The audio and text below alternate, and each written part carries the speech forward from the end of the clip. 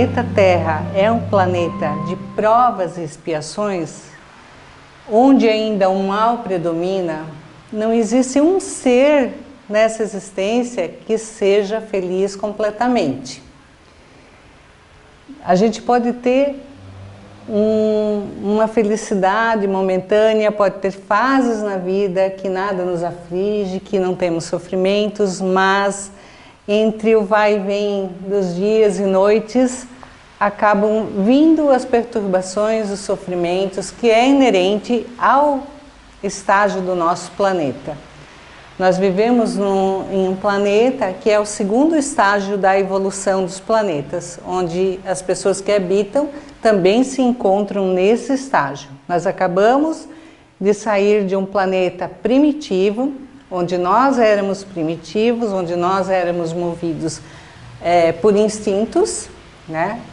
E estamos no segundo estágio de evolução. Sendo assim, o sofrimento ainda predomina. Então nós vamos estudar um pouquinho sobre os sofrimentos, o bem e o mal sofrer. Será que quando a gente sofre bem, sem murmurar, sem reclamar?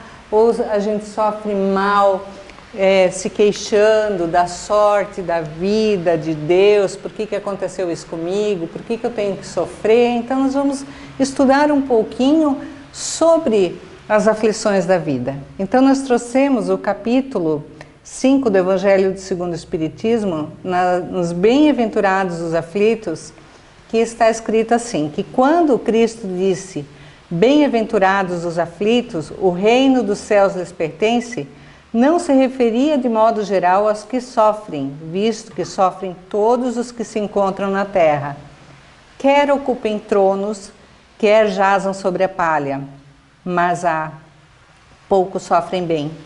Poucos compreendem que somente as provas bem suportadas podem conduzi-los ao reino de Deus. Como diz aqui, quer ocupem tronos, quer jazam sobre a palha.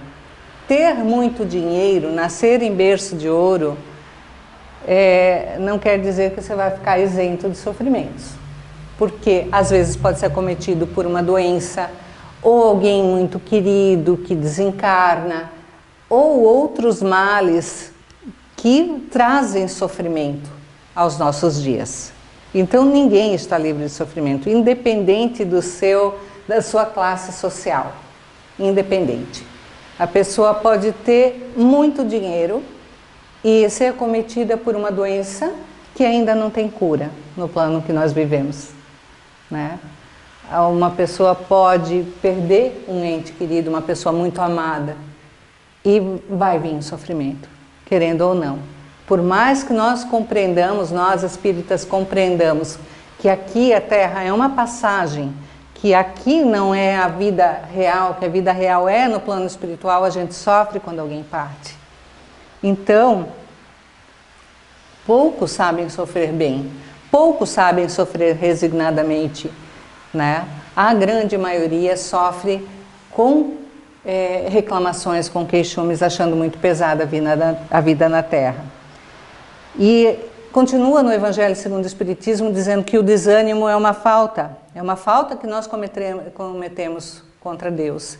Que Deus vos recusa consolações desde que vos falte coragem. Que a prece é um apoio para a alma, contudo não basta, é preciso tenha por base uma fé viva na bondade de Deus. Então, Deus ajuda, 50 arrobas com Jesus são mais leves do que sem Jesus. Se nós termos a fé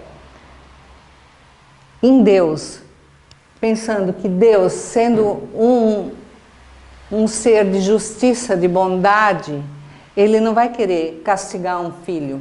Que se nós estamos passando por esse momento difícil, é porque nós precisamos disso para nossa evolução espiritual. Que às vezes a gente não entende quando a gente está encarnado.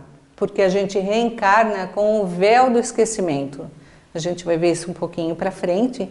Então a gente não lembra as faltas que nós cometemos em existências passadas e que nós temos que expiar nessas, né? Ou provar a nossa fé. Bem-aventurados os aflitos pode então traduzir-se assim: bem-aventurados os que têm ocasião de provar sua fé, sua firmeza, sua perseverança e sua submissão à vontade de Deus, porque terão centuplicada a alegria que lhes falta na terra, porque depois do labor virá o repouso. Então, aquele ser que aprende a sofrer sem reclamar, sem murmurar, com fé, com coragem, com ânimo, essa pessoa, quando desencarnar, ela vai ter aliviado todas as dores, ela vai ter quitado na terra o que na terra ela fez. Sempre que a gente tem uma dívida, a gente não vai estar livre da dívida enquanto não pagar o último centavo. Assim somos nós, resgatando os nossos débitos com o passado. Então, uma pessoa que sofre com resignação, quando ela desencarna, ela entende que ela quitou a sua dívida com a sua própria vida ou com a vida de a quem ela prejudicou. Então nós vamos estudar que nós temos duas causas de sofrimentos na Terra. As causas atuais das aflições e as causas anteriores. O que quer dizer as causas atuais das aflições? São as causas que nós estamos quitando agora, pagando agora, o que nós cometemos contra nós ou contra os outros na atual existência. Então, desde o berço até o momento, o que eu fiz para agora ter que resgatar aquele débito? Então, isso é uma coisa muito pessoal, que cada um pode fazer esse exercício todos os dias, de repensar a sua vida, mas se eu estou passando por essa ou aquela situação, o que será que eu fiz? Né? Interroguem friamente suas consciências todos os que são feridos no coração pelas vicissitudes e decepções da vida.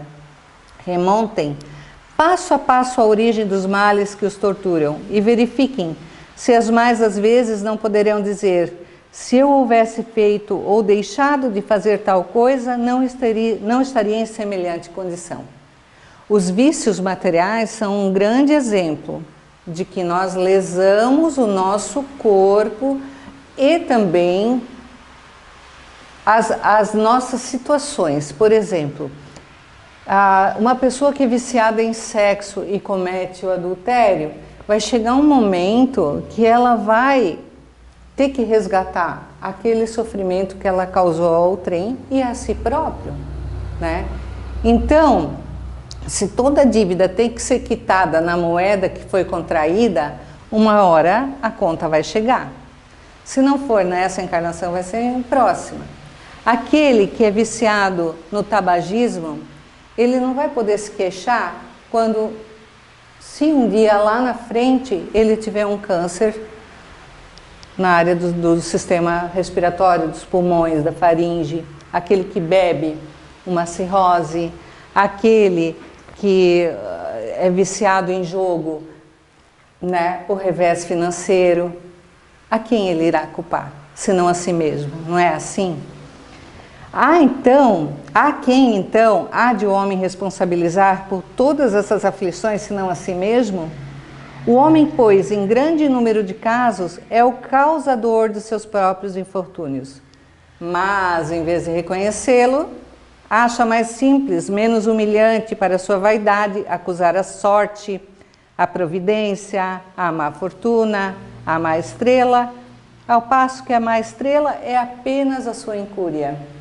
Palavras do Evangelho segundo o Espiritismo. E não é assim, né?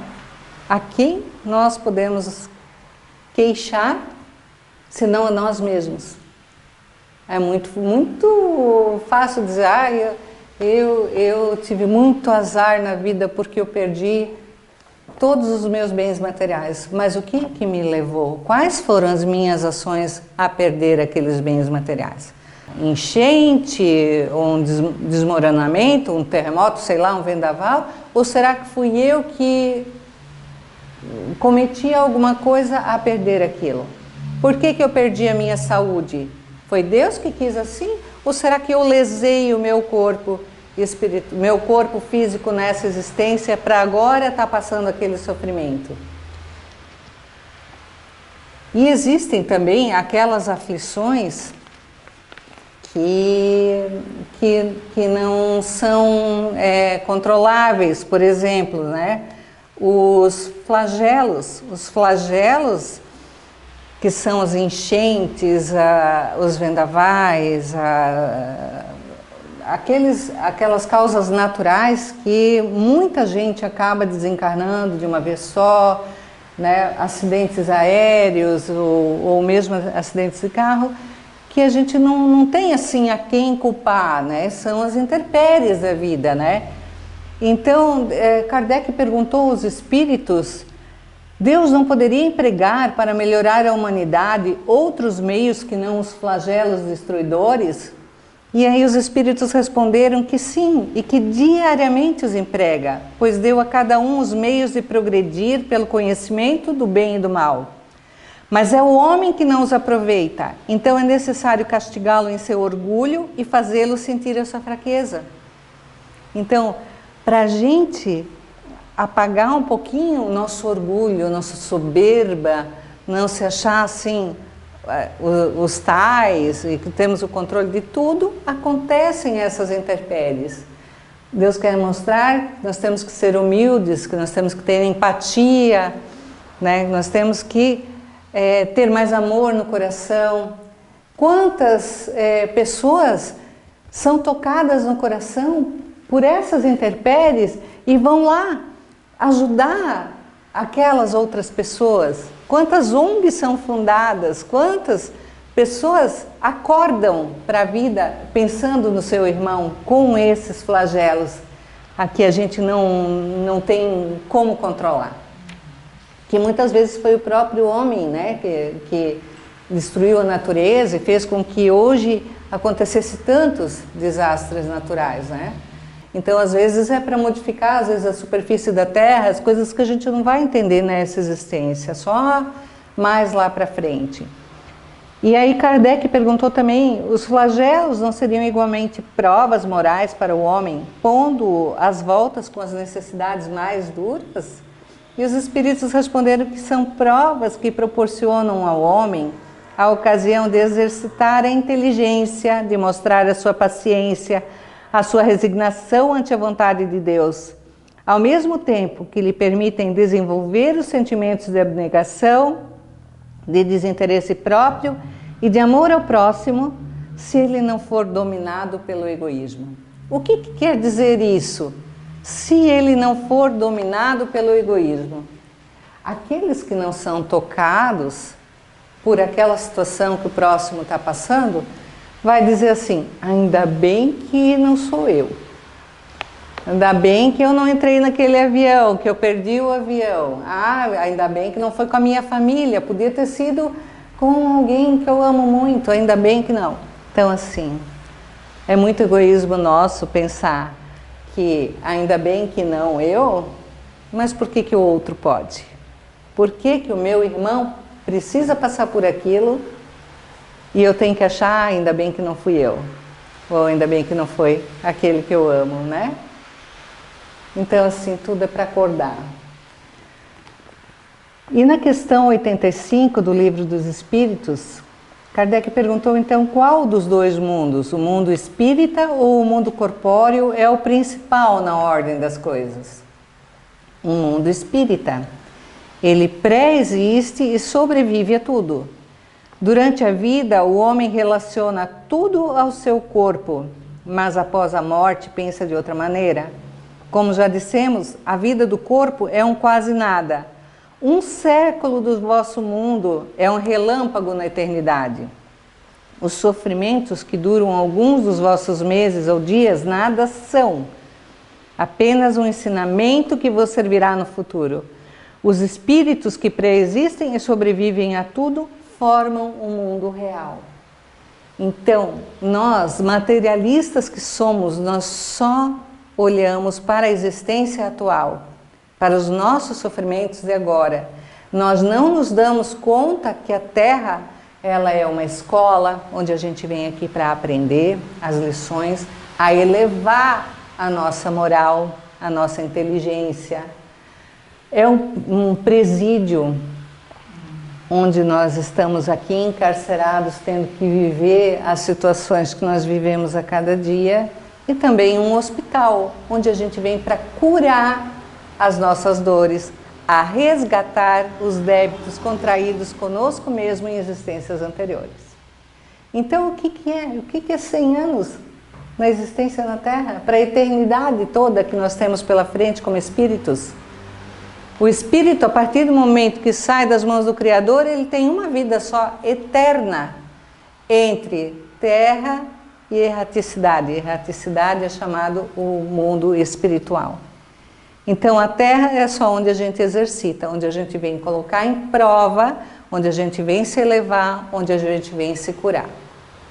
Né?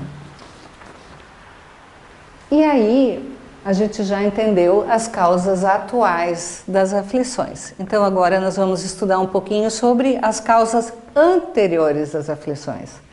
As anteriores dessa existência corpórea, né?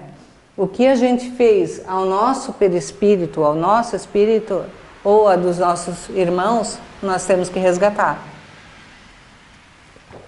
Então, no Evangelho diz assim, que todo efeito tem uma causa.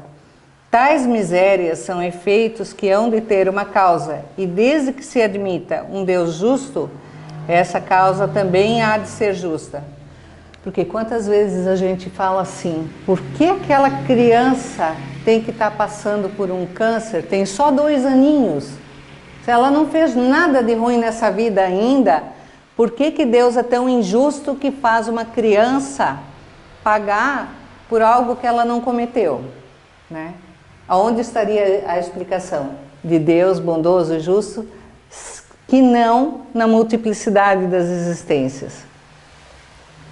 Ora, ao efeito precedendo sempre a causa, se essa não se encontra na vida atual, há de ser anterior a essa vida, isso é, há de estar numa existência precedente. Por outro lado, não podendo Deus punir alguém pelo bem que fez, nem pelo mal que não fez, se somos punidos, é que fizemos o mal. Se esse mal não o fizemos na presente vida, tê-lo-emos feito noutra. É uma alternativa a que ninguém pode fugir e em que a lógica decide de que parte se acha a justiça de Deus. Então, se nós sofremos, é porque nós estamos colhendo o que semeamos. Se não semeamos na vida atual, semeamos nas vidas passadas, certo? O homem, pois, nem sempre é punido na sua existência atual, mas não escapa nunca às consequências de suas faltas. Não haveria justiça divina se as faltas ficassem impunes. Sendo assim, também é uma lição para nós aprendermos a parar de rogar praga para alguém que faz mal. A vida vai se encarregar do retorno. Então nós temos que aprender a ser indulgentes. O que Jesus falou quando estava na cruz? Senhor, perdoa, eles não sabem o que fazem. Na sua ignorância, no seu egoísmo, no seu orgulho, aquelas pessoas que estavam ali comprometidas com a crucificação de Jesus, elas não sabiam o que elas estavam fazendo. E Deus, sendo soberanamente justo e bom, permitiu que essas criaturas pudessem reencarnar várias e várias e várias vezes até expiar aquelas suas faltas. E assim conosco também. As nossas faltas que nós cometemos contra nós mesmos e contra o próximo, nós iremos um dia ter que quitar, né? Só que Deus é tão bom, tão justo, que Ele cobre essa dívida em suaves prestações quando nós estivermos preparados, quando nós aceitarmos que nós estamos preparados para quitar essas dívidas, né? A prosperidade do mal é apenas momentânea. Se ele não expiar hoje, expiará amanhã. ao passo que aquele que sofre está expiando o seu passado. O infortúnio que à primeira vista parece imerecido tem a sua razão de ser, e aquele que se encontra em sofrimento pode sempre dizer: perdoa-me, Senhor, porque pequei. Então, se nós estamos sofrendo algum mal, um mal que a gente não consegue apaziguar, a gente tem que pedir perdão a Deus. Porque se estamos passando por isso é porque nós precisamos. Ninguém é vítima inocente. Antes de ser espírita, eu vim de outras bases religiosas. Eu não entendia que estava na Bíblia escrito que a terceira e quarta gerações pagavam os males daquela, geração. Que justiça haveria nisso? O que Deus iria fazer com que o bisneto, tataraneto, fosse pagar os erros dos seus bisavós, tataravós? É que somos nós reencarnando no mesmo seio, nós quitando os erros do nosso passado. Não haveria justiça divina. Deus não seria bom. Deus não seria bom se ele jogasse, brincasse de roleta russa. Ah, não, você vai nascer bonito, vai ter dinheiro, vai viver num lar confortável, vai ter saúde, vai ter 90 e poucos, 100 anos de vida sem passar nenhum grande sofrimento. E você vai nascer na favela, num corpo feio, deformado, miserável, cheio de deficiência. Que Deus seria esse? Né? Somos nós expiando as nossas faltas. Então, para entender que nós trazemos doenças que nessa vida não se explica, nós vamos estudar um pouquinho sobre o perispírito. O perispírito é um corpo vaporoso que tem a forma do nosso corpo material, mas é o nosso corpo espiritual. Aqui na sala tem algumas médias, quando vocês veem um espírito, é o perispírito que vocês estão vendo, né? Desse corpo vaporoso que não tem, vocês não conseguem palpar, a não ser que ele se materialize momentaneamente aqui na Terra, né? Para se fazer ver, né? Para se mostrar. Então, esse perispírito, a cada ato nosso ou a cada sentimento nosso, ele é impregnado daquela vibração do nosso pensamento, do nosso sentimento e das nossas ações. Então, o que nós fazemos de ruim ao nosso corpo material, ele ficará impregnado no perispírito. E ele vai trazer essas impressões nas próximas existências nossas. Então, por isso é tão importante a gente preservar o nosso corpo material, que é a nossa morada aqui na Terra, e tentar também poupar ele de sentimentos que o machuquem, né? Que machuquem as suas células. Então, o perispírito ele é o elo de ligação entre o espírito e o corpo físico, e ele é um invólucro semimaterial do espírito. Semeia-se corpo natural, ressuscitará corpo espiritual. Se há corpo natural, há também corpo espiritual. Sabe onde está isso? Apóstolo Paulo, 1 Coríntios, versículo 15, 44. Está na Bíblia. E a gente não entendia antes de estudar o Espiritismo, né? Então, semeia-se corpo natural, corpo material. Ressuscitará corpo espiritual, quando a gente desencarnar. Se há corpo natural, há também corpo espiritual. O que quer dizer isso? Que a vida continua após a morte. A partir do momento que o nosso espírito deixar esse corpo aqui, é o perispírito que vai ser a morada do nosso espírito. E quais são as finalidades, então, do perispírito? É manter indestrutível e intacta a individualidade. Eu, Silene, quando desencarnar, vou continuar sendo Silene. Conversem comigo como se eu estivesse aqui, mandem vibrações, bastante orações, que eu vou continuar sendo Silene no plano espiritual, né? Servir de base ao corpo físico durante a encarnação. Então é ele que é a cola do espírito para o corpo material. Constituir o laço de união entre o espírito e o corpo físico para a transmissão recíproca das sensações de um e das ordens de outro. Quando nós tomamos um passe, né, na casa espírita, hoje vai ter após a palestra, é de perispírito para perispírito. O perispírito dos desencarnados, eles precisam dos fluidos do perispírito dos encarnados, dos médiuns passistas, para atingir, né, para mandar aquelas energias salutares para quem está recebendo o passe, né?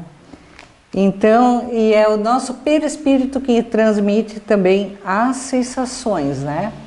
Então, assim, ó, lesando o nosso perispírito, nós vamos estar sendo lesados no nosso corpo físico numa próxima encarnação. Um suicida, ele vai lesar além do seu corpo físico, o corpo físico vai morrer, mas o seu perispírito ele vai estar lesado e ele vai vir com as impressões dessa falta numa outra encarnação, certo? Aí se explica muitas doenças de tipo de invalidez ou depende o tipo de morte que teve. Só vou dar um exemplo, um enforcado, ele lesa a sua coluna aqui, a sua medula, né? a sua cervical, e ele vem sem movimentos, ele vem paraplégico numa nova existência. Ele lesou o seu corpo, né? O seu perispírito, né?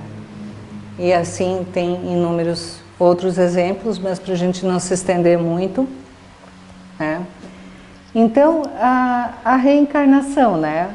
Sendo que o espírito, acompanhado de seu perispírito, começa a se ligar ao corpo físico do reencarnante desde o começo da vida embrionária, quer dizer o quê? Que nós precisamos ser contra o aborto. Quem aborta está cometendo um assassinato, porque no ato da concepção existe a ligação do espírito reencarnante ao corpo físico, né? Como esboço fluídico que é, o perispírito vai orientando a divisão celular. Antes de reencarnar, muitos de nós podemos participar da nossa próxima programação reencarnatória. E a gente vai estar ali do lado, na divisão, orientando a divisão celular, aceitando as mazelas que o nosso corpo vai trazer também. Para quê? Para nos libertarmos daquelas dívidas que nós contraímos no passado. Claro que quando a gente estiver em um grau evolutivo mais avançado, né? Porque existem as reencarnações compulsórias, onde o espírito ainda é tão primitivo e tão ainda voltado ao mal, que ele vem, ele reencarna e normalmente no seio onde alguém pode dar exemplo para ele, dar educação para ele se transformar em uma pessoa melhor, né? um espírito mais elevado. Mas, como um aluno que participa de um ano inteiro de escola, ele pode ou não aproveitar essa oportunidade reencarnatória, né? Então, aquele aluno que é esforçado, que vai às aulas, que estuda, que quer passar de ano, ele vai conseguir cumprir aquele período e ele vai passar. Agora, aquele que só quer ir para fazer bagunça e comer merenda e atazanar a aula, ele vai repetir até cansar. Ele dizer assim, não, eu quero ser melhor, eu quero evoluir. E aí vai acontecer.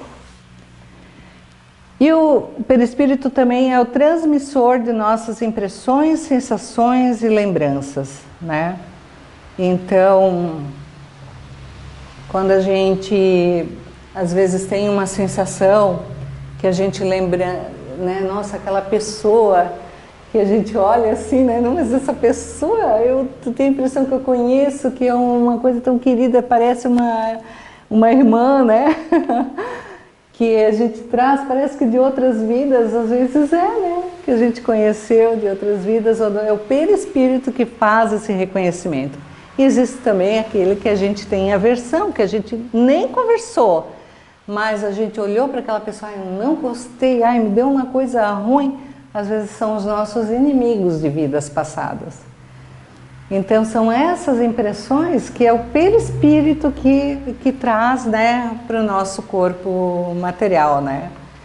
Então assim, eu trouxe também dois sentimentos para dar de exemplo, já que a gente está estudando sobre as causas das aflições e os nossos tormentos na nossa existência, eu trouxe dois sentimentos que eles são bem perigosos para a gente continuar cultivando, né? Então, para ser uma reflexão, cada um que faça essa introspecção, a Joana de Ângeles tem uma série, né, ditada para Divaldo, que é a série Psíquica, e no livro O Homem Integral, ela falou assim sobre o ódio, né, que os danos que o ódio proporciona ao psiquismo, por destrambelhar a delicada maquinaria que exterioriza o pensamento e mantém a harmonia do ser, tornam-se de difícil catalogação, que simultaneamente advêm reações orgânicas que se refletem nas funções hepáticas, digestivas, circulatórias, dando origem a futuros processos cancerígenos, cardíacos e cerebrais. Pensem, como um sentimento pode impregnar tantos órgãos do nosso corpo? Esses órgãos sendo lesados, se não aparecer uma dessas doenças na vida atual, vai aparecer numa vida futura.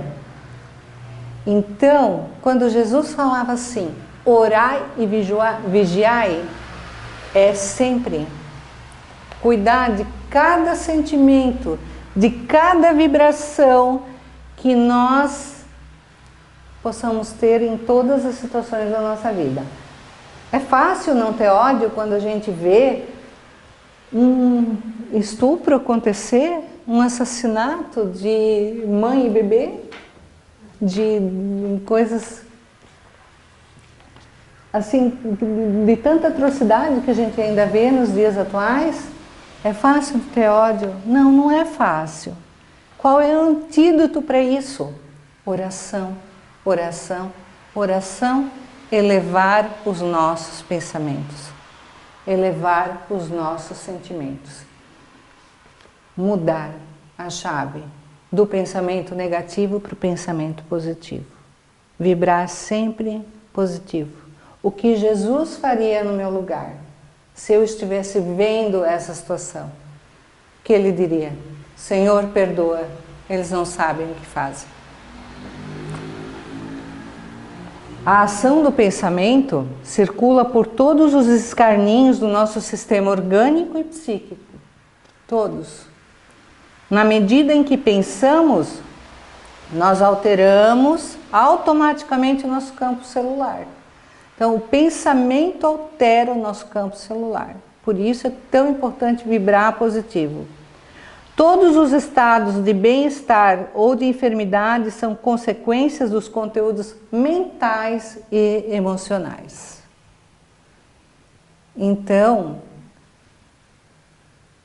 a gente precisa aprender a exercitar isso.